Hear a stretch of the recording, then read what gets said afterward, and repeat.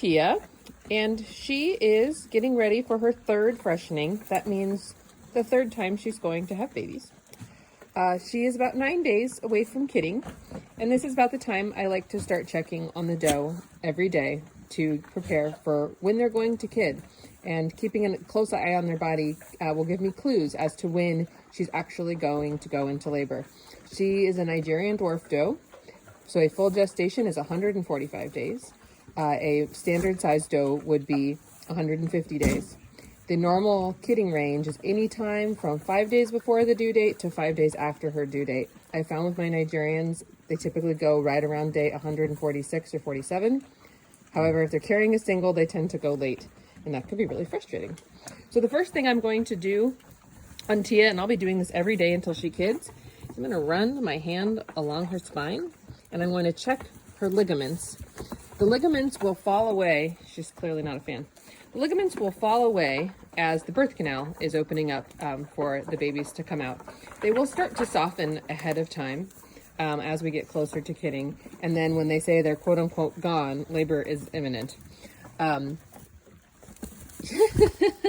recommend when you're learning the feeling of this, compare to a doe, like this little girl here, who is not bred and not pregnant. And you'll actually feel she's hard as a rock back here.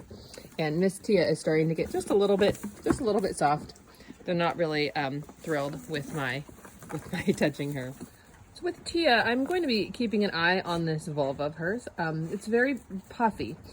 I'm going to be watching for signs of vaginal prolapse, particularly when she lies down. That will look like a small ball of flesh coming out.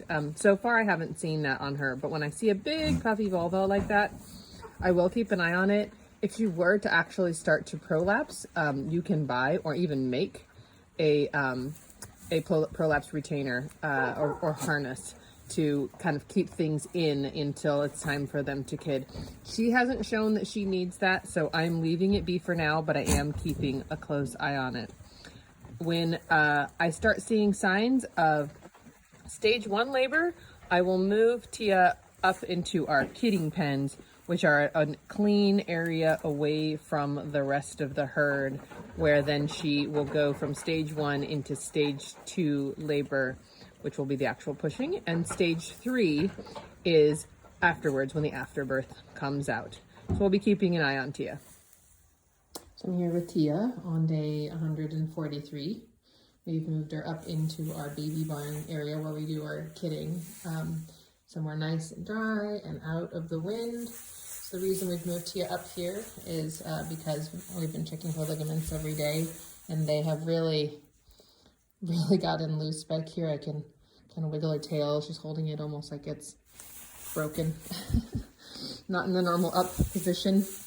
From above, you can see that the babies have dropped into position, creating those indentations on both sides. And so, of course, we've got to do the udder check. And you can see it's really filled in quite a bit. So now I am watching Tia to see stage 1 signs of labor. So that would include things like pawing and nesting. Mama talk, where they kind of make these sort of nickering sounds that they use to call for and talk to their babies. I would also look for her nipping at her sides. Sometimes they'll get into kind of the zone and look really spaced out, and even put their head against a wall. And one of the most normal things I see is the laying down, getting up, laying down, getting up, laying down, getting up. And that is a sign that she's getting the babies into position for delivery. That can go on a long times. Sometimes I've seen that go on for more than half a day sometimes. And sometimes it goes really quick. You just never know. So I'll be continuing to watch for those signs of stage 1 labor and see where we go.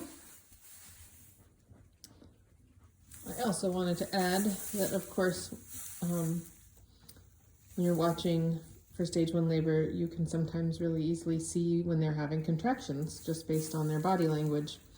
And I used to always use watching mucus as my #1 tool, but I have found that that is not necessarily reliable. I've had some who start losing mucus even a month beforehand, and then at the time of birth, I never see that mucus plug go. Look at how big and beautiful that udder is.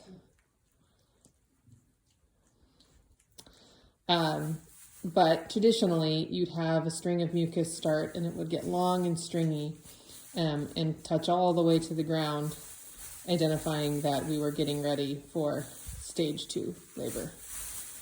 Here she is nesting.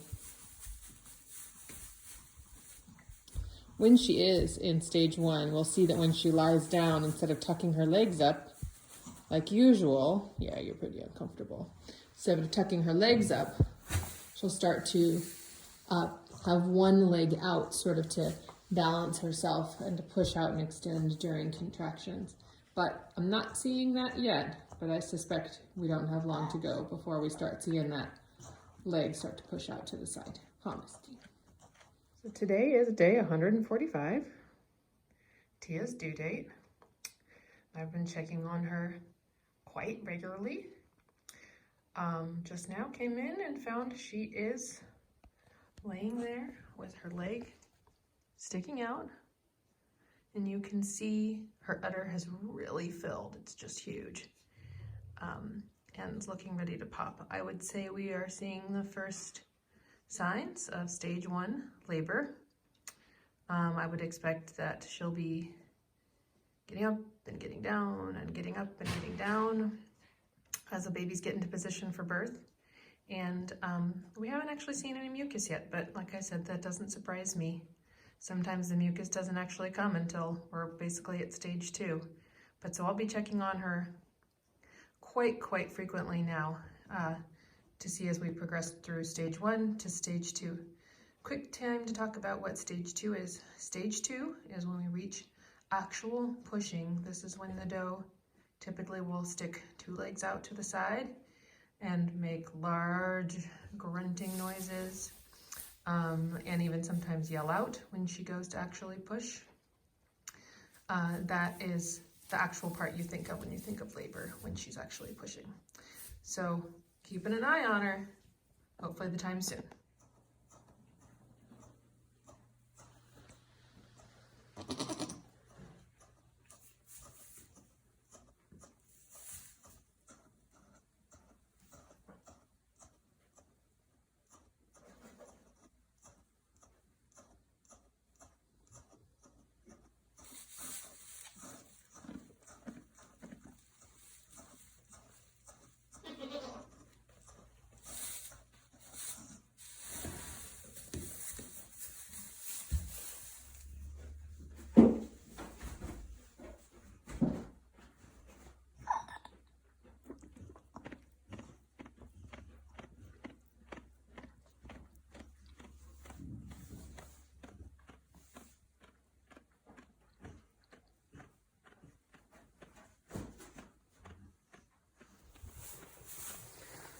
Moving further along in our stage 1 labor, you can see her sides are really deeply concave now.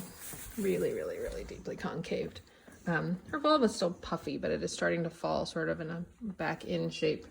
And she's starting to lay down with stage 1 contractions every so often, but not really close together yet. Had a tiny bit of mama tuck so far, but we're still waiting for stage 2.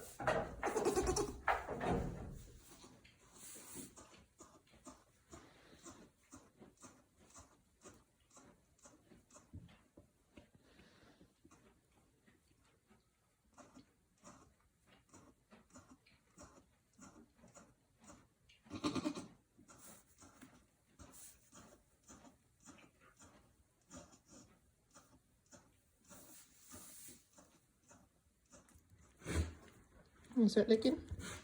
I call this that they've lost their licker phase. They're getting ready to lick and dry off their babies when they come out. They'll start to lick everything. Me, my clothes, the wall. We're ready.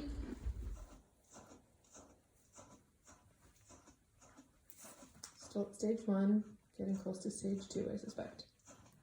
Still no mucus. Not a reliable source. You can see here under her tail that her vulva has sort of fallen in. She licked her tail for me. That is the sign that we are at go time.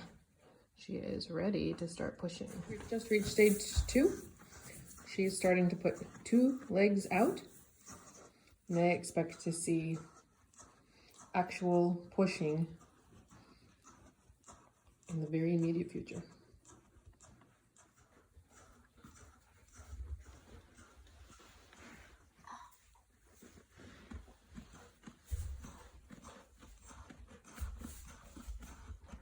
Serious face.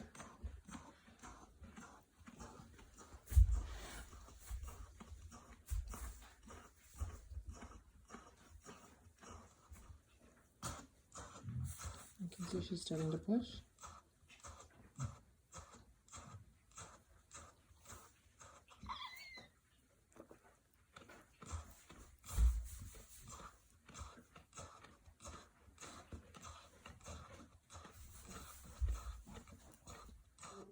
We're seeing the amniotic fluid come. It's excellent. Means her cervix is dilating nicely, getting all opened up for the babies to come out.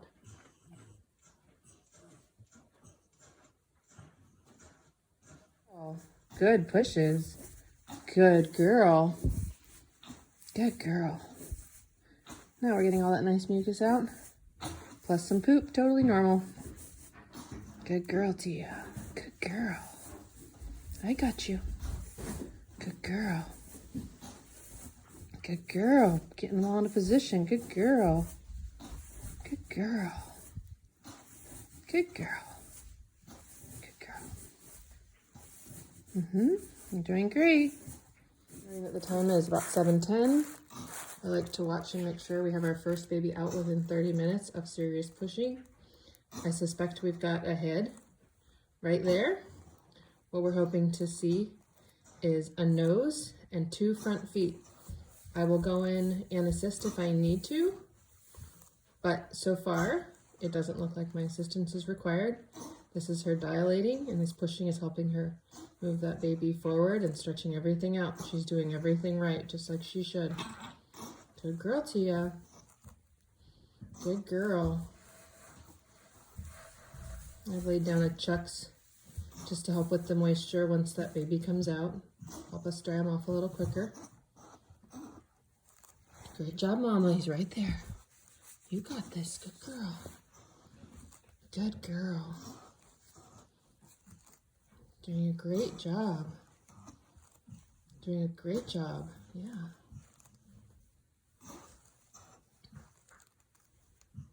Good girl. Good girl.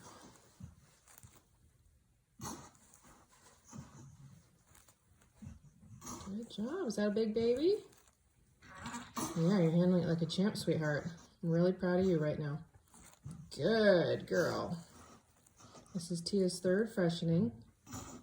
She's had many, 6 kids before, quadruplets last year, and twins the year before that. This is her 1st freshener.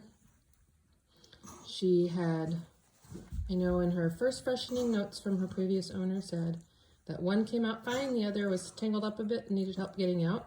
Last year I recall that all 4 of Tia's kids just flew out. They were in crazy positions, not in correct presentations, but I didn't need to assist at all. Great job, Mama.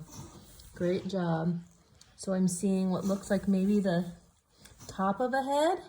Usually I like to see a pink nose. It's pretty dang hard to tell. Sometimes even their little tongue will be hanging out of their mouth. I think I see 2 nostrils. This is a very big head. I would guess this is a boy. With a very big head. You're doing great, Mama. Yep. Those are 2. Can you see that? 2 big nostrils. Sorry to make you a video star here.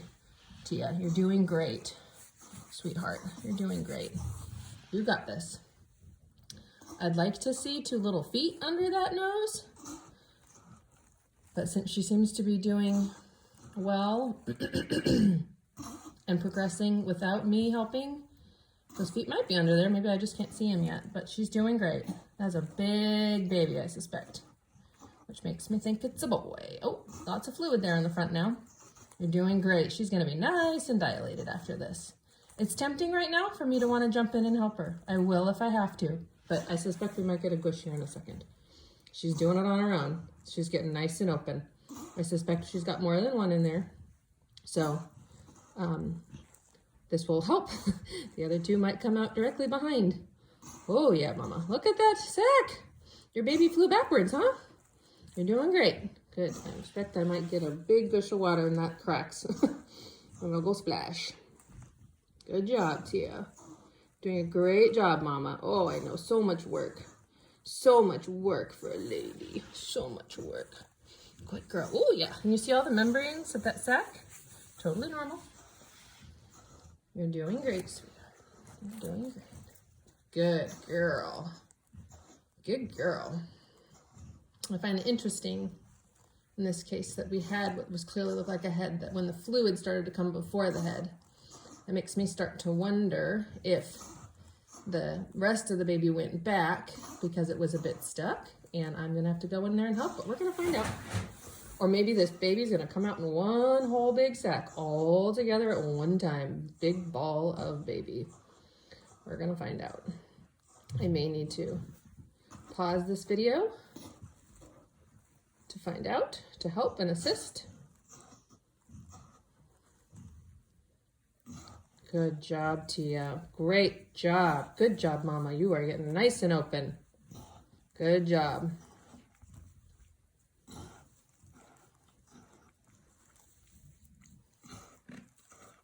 You're doing great. She's having a little bit of hay snack to keep her jaw busy. Sometimes they like to chew on some forage while they're in labor.